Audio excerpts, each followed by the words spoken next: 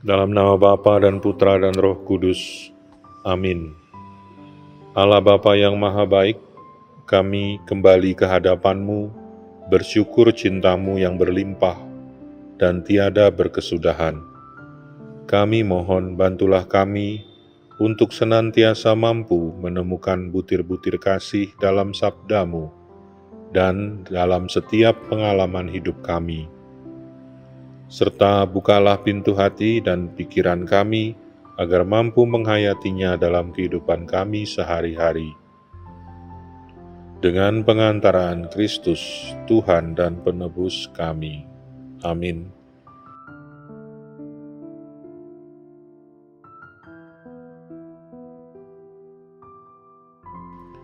Tuhan bersamamu dan bersama rohmu. Inilah Injil suci menurut Markus. Dimuliakanlah Tuhan. Kemudian, sesudah lewat beberapa hari, waktu Yesus datang lagi ke Kapernaum, tersiarlah kabar bahwa Ia ada di rumah. Maka datanglah orang-orang berkerumun, sehingga tidak ada lagi tempat, bahkan di muka pintu pun tidak. Sementara Ia memberitakan firman kepada mereka. Ada orang-orang datang membawa kepadanya seorang lumpuh digotong oleh 4 orang. Tetapi mereka tidak dapat membawanya kepadanya karena orang banyak itu. Lalu mereka membuka atap yang di atasnya. Sesudah terbuka, mereka menurunkan tilam tempat orang lumpuh itu terbaring. Ketika Yesus melihat iman mereka, berkatalah Ia kepada orang lumpuh itu, "Hai anakku, dosamu sudah diampuni." Tetapi di situ ada juga duduk beberapa ahli Taurat. Mereka berpikir dalam hatinya, "Mengapa orang ini berkata begitu? Ia menghujat Allah. Siapakah yang dapat mengampuni dosa selain daripada Allah sendiri?" Tetapi Yesus segera mengetahui dalam hatinya bahwa mereka berpikir demikian, lalu Ia berkata kepada mereka, "Mengapa kamu berpikir begitu dalam hatimu? Manakah lebih mudah mengatakan kepada orang lumpuh ini, 'Dosamu sudah diampuni,' atau mengatakan, 'Bangunlah, angkatlah tilammu dan berjalan'? Tetapi supaya kamu tahu bahwa di dunia ini Anak Manusia berkuasa mengampuni dosa, berkatalah Ia kepada orang lumpuh itu, 'Kepadamu kukatakan, bangunlah, angkatlah tempat tidurmu, dan pulanglah ke rumahmu.' Dan orang itu pun bangun, segera mengangkat tempat tidurnya dan pergi keluar di hadapan orang-orang itu, sehingga mereka semua takjub lalu memuliakan Allah, katanya, 'Yang begini belum pernah kita lihat.'" Demikianlah sabda Tuhan. Terpujilah Kristus. Saudara-saudari yang terkasih, renungan hari ini menceritakan tentang seorang lumpuh yang disembuhkan oleh Yesus dengan cara mengampuni dosa-dosanya.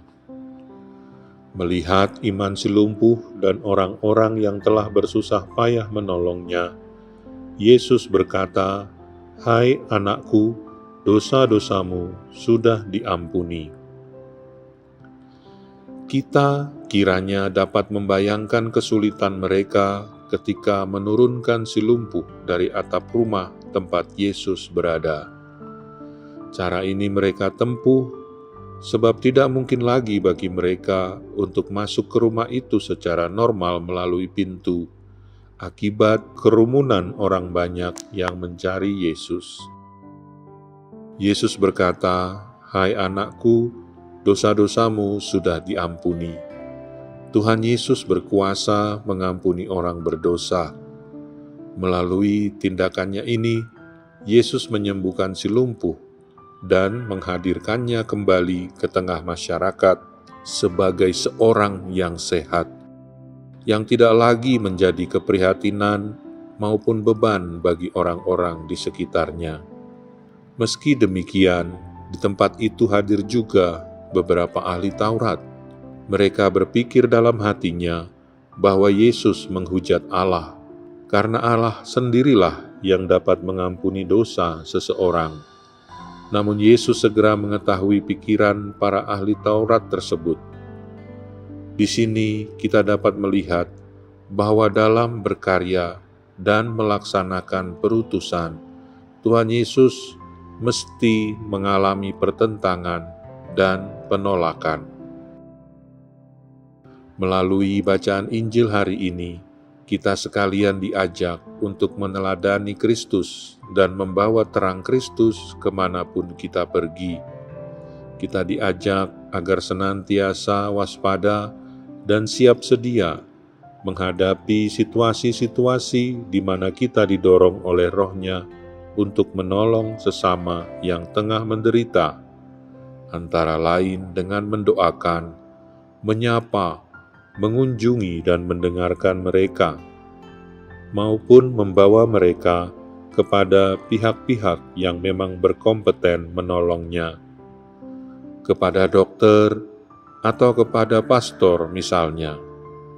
Sama seperti para pengusung yang membawa si lumpuh kepada Yesus, demikianlah kita membawa sesama yang menderita kepada kesembuhan, kepada kebaikan dan kebenaran. Marilah berdoa. Allah Bapa yang Maha Rahim, begitu besar cinta kasih-Mu kepada kami, sehingga Engkau berkenan mengampuni dosa-dosa kami dan mengutus Putra-Mu untuk memulihkan hubungan kami kembali dengan-Mu. Semoga gereja-Mu tetap setia melanjutkan karya keselamatan Putra-Mu itu, sebab Dialah Tuhan pengantara kami yang bersama dengan Dikau dalam persatuan Roh Kudus, hidup dan berkuasa Allah sepanjang segala masa. Amin. Tuhan bersamamu dan bersama roh-Mu. Semoga saudara sekalian dilindungi, dibimbing dan diberkati oleh Allah yang Maha Kuasa, Bapa, Putra, dan Roh Kudus. Amin.